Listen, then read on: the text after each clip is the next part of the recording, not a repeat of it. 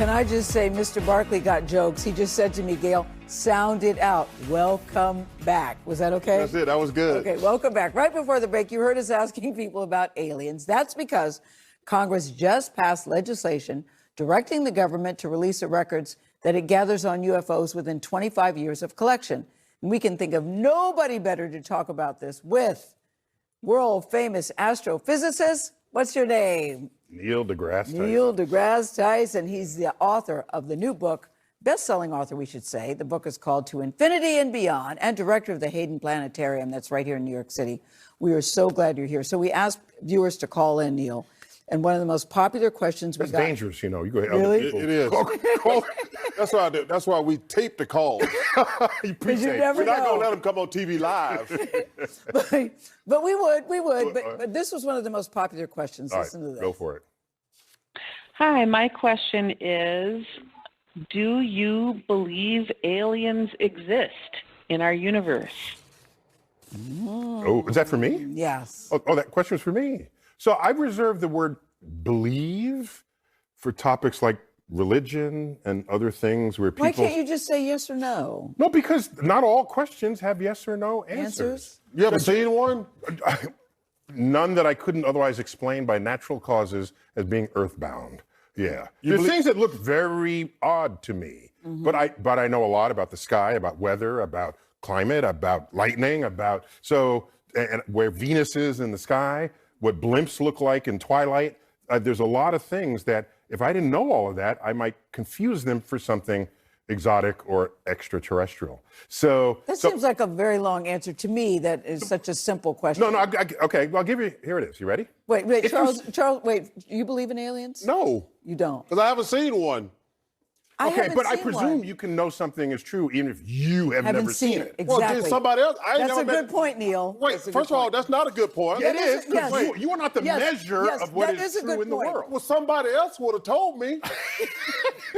Hey, but Charles- I'm knocking on your hold door. on. Are you, when they say take me to your leader, they're going to come to you? No, Is that what you're saying? no, I just want to say this. What? I told you it was an honor and a privilege to meet you. Okay. Yes. But if we had a person coming in here who met an alien, we wouldn't have you on the show. Okay. So let me just say. But I agree with you. I don't think you have to have seen something to know that it exists. Right. So it's not about a belief. It's about evidence. All right. Is there evidence? How compelling is the evidence? Okay. Do we need more for it to reach a tipping point where a skeptical scientist would say, there's good evidence for you. We're all in on this. Well, science is always evidence-based. So is there evidence? Always. Okay. So Is there what evidence? we know is that the ingredients of life on Earth, if you break it down atom by atom, we're hydrogen, oxygen, that's the water, H2O. We got carbon, nitrogen. Those are the most common chemically active ingredients in the universe. Earth was opportunistic in its early moments, going from the primordial goo to life. Neil, I'm Opportunistic. still trying to figure out, is there evidence that there are aliens? No, no, not evidence that would convince a skeptical scientist. No. Okay. No, there are people holding their hand up, swearing to tell the truth in Congress. Yes. That's not how we establish objective truths in science. We don't walk into a scientific conference and say, I swear this is true, but give me a book I can swear on. That's not how we do this. You bring out the evidence. But they did this in Mexico. They put the aliens on display in Congress. If we have aliens, Yes. that's what they should do if they're trying to say we've got them in a locked box. Now, in Mexico, the next step is you take tissue samples and send it to other labs. Yeah. It's not just because one person and one lab says something is true. That's not what establishes the moving frontier of the objective truths of science. Listen, So any scientist who looks at the universe, they say, there's probably life out there in the universe. I can't wait to find it. Yeah, see, listen, I've never seen an alien either, but I just find it hard to believe that we are the only ones on this planet. I do believe you hear all the talk about UFOs. I do think they exist too. But I just can't believe that we're the only ones. Just to be clear, if there's something in the sky, you don't know what it is. It's called an airplane.